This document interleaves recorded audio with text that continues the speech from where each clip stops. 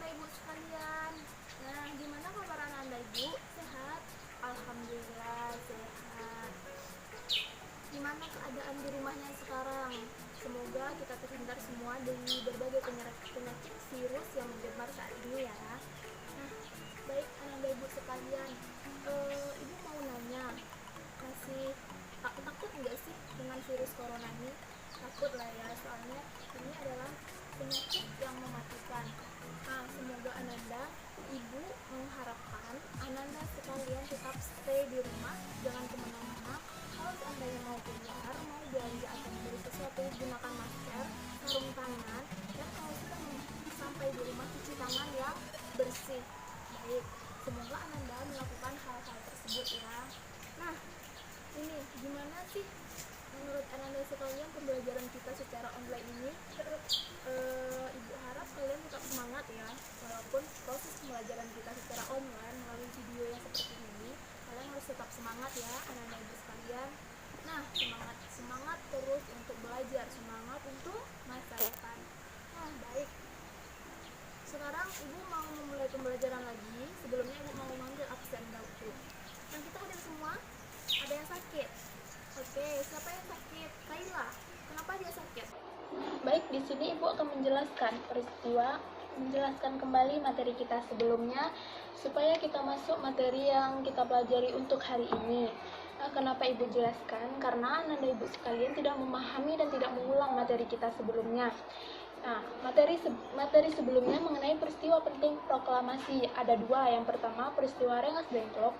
Yang kedua, perumusan teks proklamasi yang sudah kita bahas kemarin. Nah, di sini Ibu akan menjelaskan peristiwa Rengas Dengklok terlebih dahulu. Nah, sebelumnya usaha-usaha tokoh pendiri bangsa Indonesia untuk merebut kemerdekaan ternyata melewati berbagai rintangan, polemik, dan konflik. Bukan hanya konflik penjajahan saja, tetapi konflik yang terjadi adanya perbedaan pendapat pribumi itu sendiri yang membuat para tokoh pendiri bangsa Indonesia sulit untuk melakukan kemerdekaan Indonesia. Dan pada saat itu, hampir menuju Indonesia merdeka, setelah tersebarnya berita kekalahan Jepang, tetapi masyarakat Indonesia tidak mengetahui kekalahan Jepang karena kebijakan Jepang yang ada dua. Yang pertama, Jepang memutuskan jalur komunikasi lewat radio. Yang kedua, pihak propaganda Jepang memberikan informasi kemenangan Jepang, hanya informasi kemenangan Jepang saja. Sudah beberapa lama, akhirnya Jepang melakukan kekalahannya dengan dan masyarakat Indonesia mengetahui lewat BBC. Nah, apa itu Rengas Dengklok? Yaitu tempat persembunyian golongan tua, golongan muda yang menyembunyikan golongan tua tersebut. Nah, lanjut kedua, teks proklamasi. Proklamasi disusun di rumah kediaman Laksana Tadasi Maeda, yaitu di Jalan Imam Bonjol, karena di sana termasuk wilayah yang aman.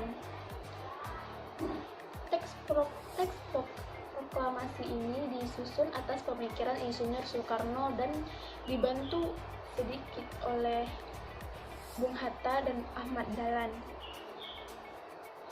Dan teks proklamasi tersebut ditulis oleh Insinyur Soekarno di secercik kertas saja. Setelah akhirnya tidak sampai di situ, terjadilah perdebatan sehingga teks proklamasi diketik oleh Sayuti Malik.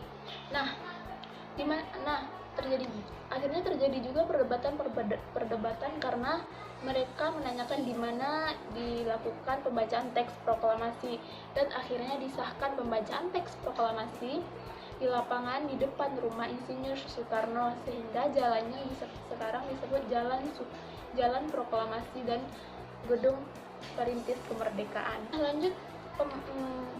Kita lanjut dengan materi kita yang sekarang. Ibu akan melihatkan sedikit potongan video mengenai materi kita saat ini. Materi pembelajaran kita hari ini mengenai tentang awal kemerdekaan Indonesia. Nah, Ibu akan menayangkan sedikit video mengenai materi kita saat ini. Nanti Ananda simak dan kita simpulkan bersama.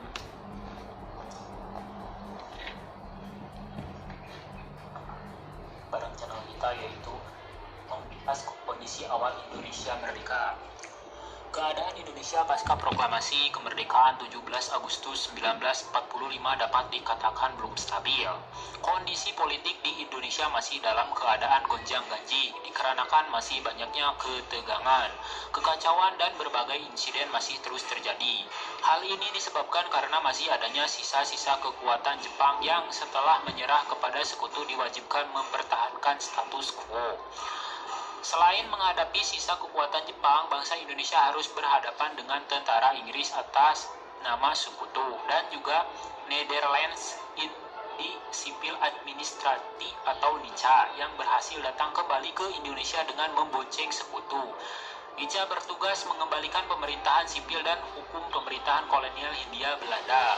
Meskipun struktur pemerintahan telah dibentuk dan alat kelengkapan negara juga sudah tersedia, seperti 12 kementerian yang telah terbentuk, tetapi karena baru awal kemerdekaan tentu masih banyak kekurangan.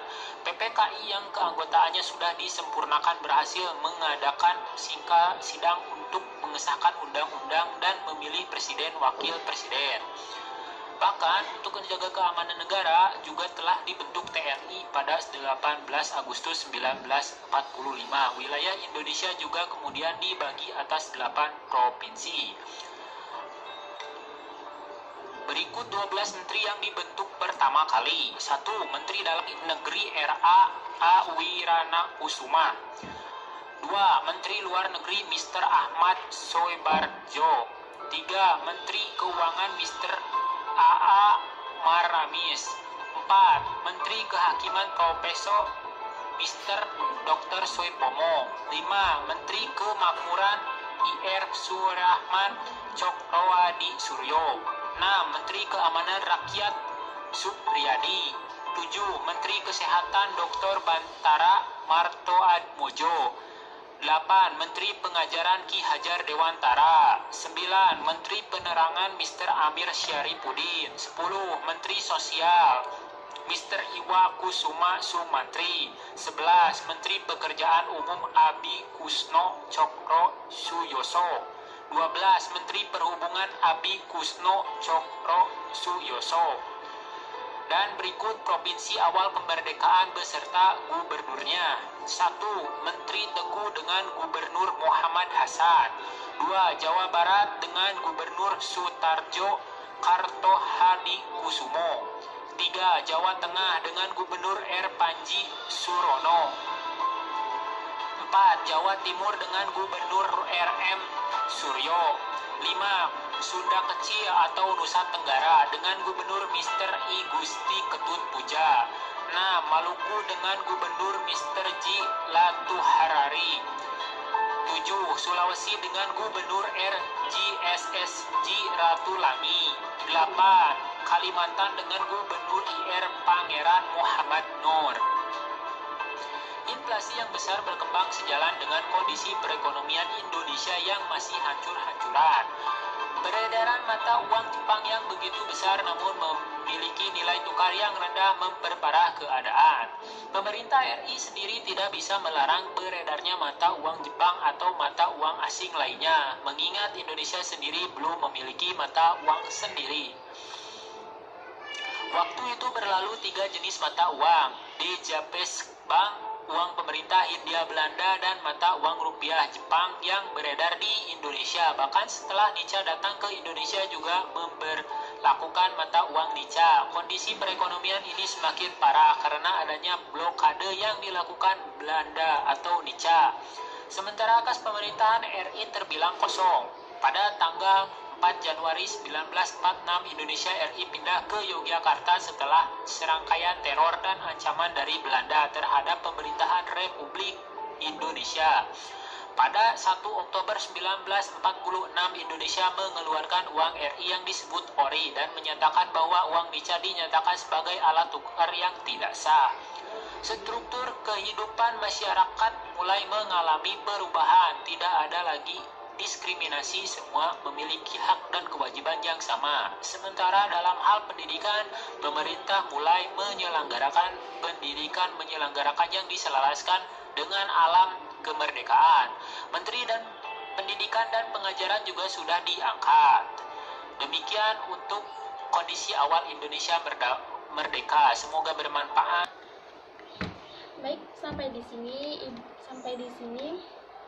video terkait dengan materi kita hari ini.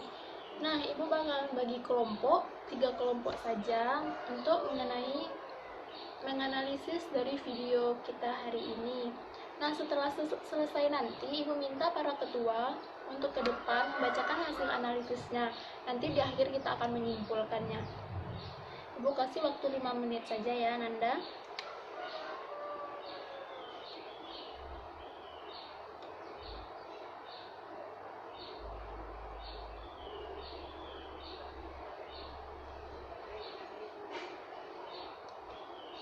Nah, mungkin udah selesai. Ibu minta kelompok 1, 2, dan 3 maju ke depan. Ketuanya saja maju ke depan untuk membacakan hasil analisisnya hari ini.